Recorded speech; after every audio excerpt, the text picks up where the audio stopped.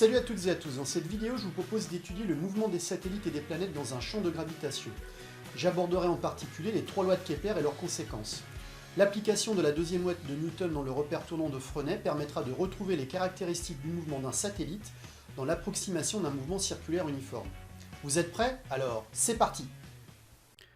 L'objectif de cette vidéo sera d'étudier le mouvement des satellites et des planètes dans un champ de gravitation.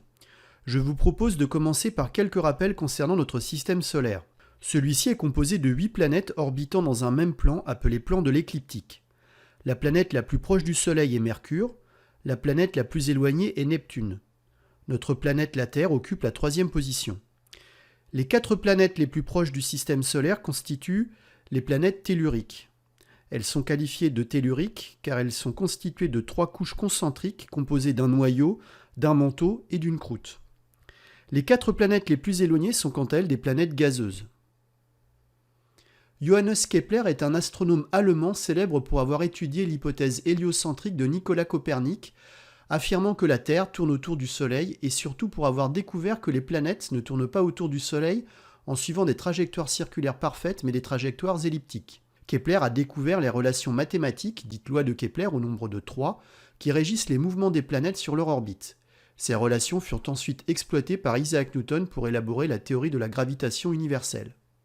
La première loi de Kepler nous indique que toutes les planètes du système solaire orbitent autour de lui selon une trajectoire particulière appelée ellipse, dont il occupe l'un des foyers. Une ellipse appartient à une famille mathématique de courbes appelées coniques. Une ellipse est caractérisée par 3 points particuliers, son centre O et ses foyers notés F1 et F2. Elle est en outre caractérisée par 2 longueurs particulières notées A et B, qui correspondent respectivement au demi-grand axe et au demi-petit axe. Enfin, le point le plus proche de la trajectoire elliptique du centre d'inertie d'une planète est appelé périhélie, et le point le plus éloigné, l'aphélie.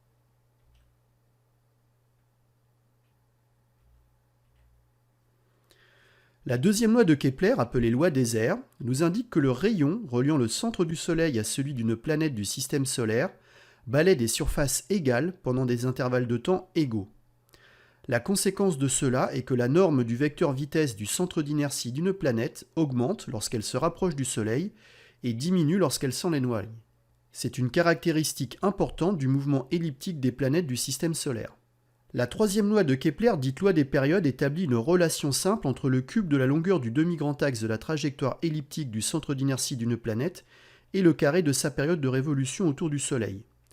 Pour toutes les planètes du système solaire, le quotient A cube sur T carré est constant, établissant une relation de proportionnalité entre A cube et T carré. La représentation graphique de A cube en fonction de T carré est une fonction linéaire d'équation A cube est égal à K fois T carré, où K est une constante qui correspond au coefficient directeur.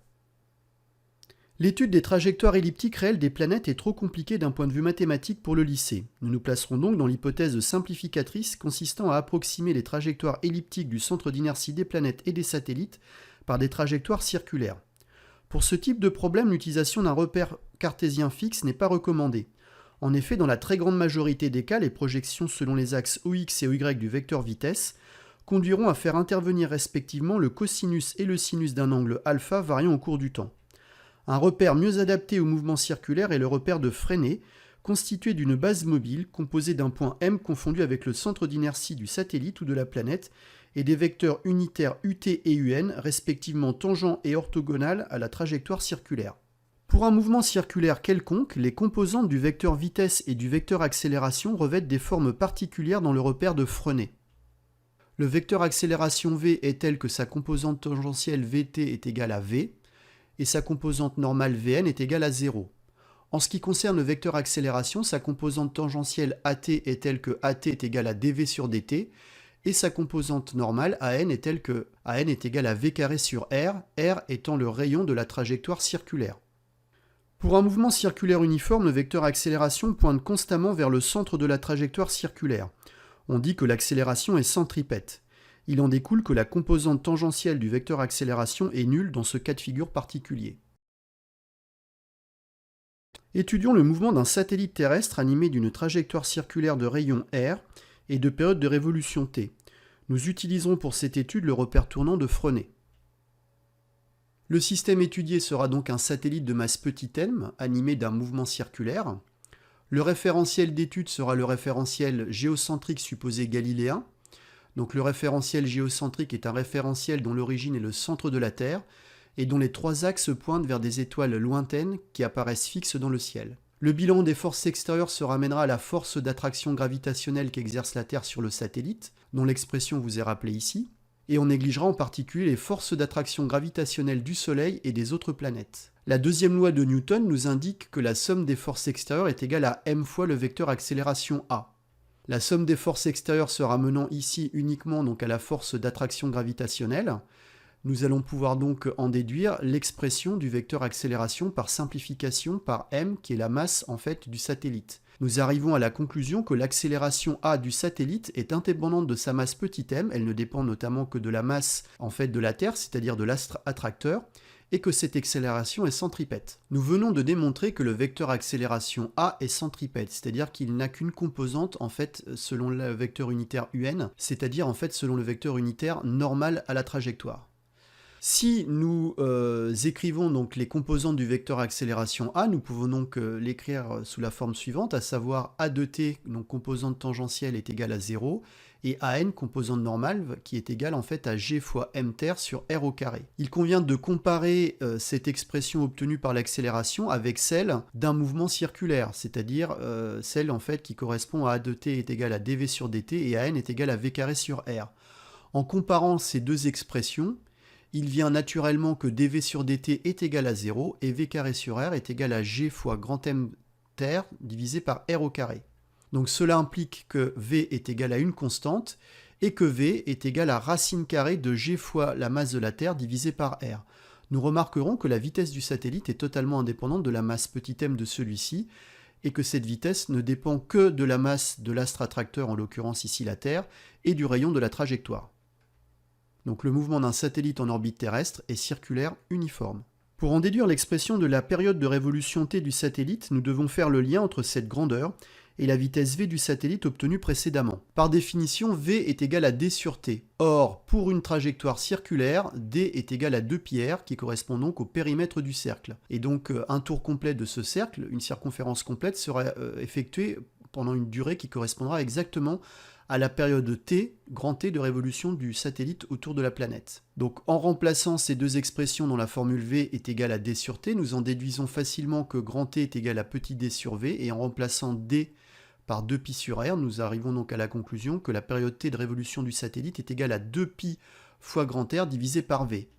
Ce qui va nous permettre d'en déduire que t est égal à 2π fois grand R, le tout divisé par l'expression de la vitesse obtenue précédemment. Donc en organisant un petit peu mieux les termes, nous pouvons donc en déduire que la période de révolution t du satellite est égale à 2π fois racine carrée de r au cube, le tout divisé par grand G fois la masse de la Terre. Nous remarquons là encore que la période de révolution du satellite terrestre ne dépend pas de la masse petit m de celui-ci, mais dépend en particulier de la masse du centre attracteur m de Terre. Donc il est assez aisé de retrouver l'expression de la troisième loi de Kepler dans le cas particulier de ce mouvement circulaire uniforme.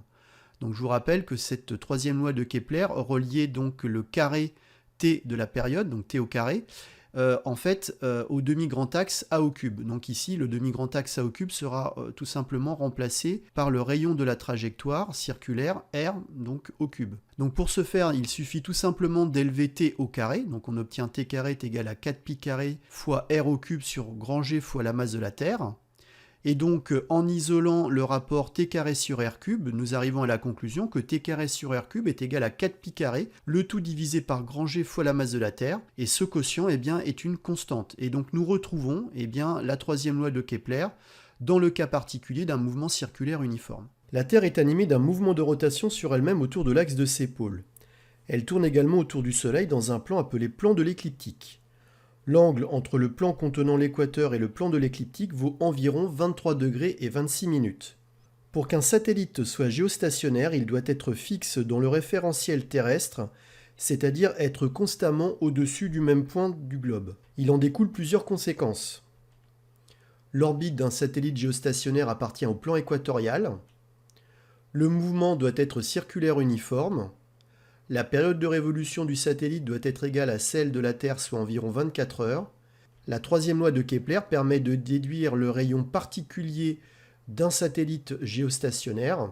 Et donc une application numérique, en remplaçant G par 6,67 10 puissance moins 11 mètres cubes kilogramme moins 1 seconde moins 2, masse de la Terre par 5,97 fois 10 puissance 24 kg et la période de révolution du satellite qui est égale environ à 24 fois 3600, eh bien on peut en déduire simplement que le rayon de la trajectoire vaut environ 42 241 km, ce qui va permettre d'en déduire l'altitude d'un satellite géostationnaire. Donc pour cela, il suffira tout simplement de retrancher 6400 eh bien, au rayon de la trajectoire précédemment obtenue, ce qui nous donne une altitude pour un satellite géostationnaire d'environ 36 000 km. Depuis la mise en orbite en 1957 de Spoutnik, premier satellite artificiel terrestre, des milliers de satellites ont été lancés. Essentiels dans le domaine des télécommunications, de l'observation de notre planète ou de la géolocalisation GPS, ils orbitent souvent en constellation. Voilà, j'espère que vous en savez désormais un peu plus sur le mouvement des satellites et des planètes. Je vous remercie de votre attention et vous dis à bientôt pour de nouvelles aventures. Au revoir.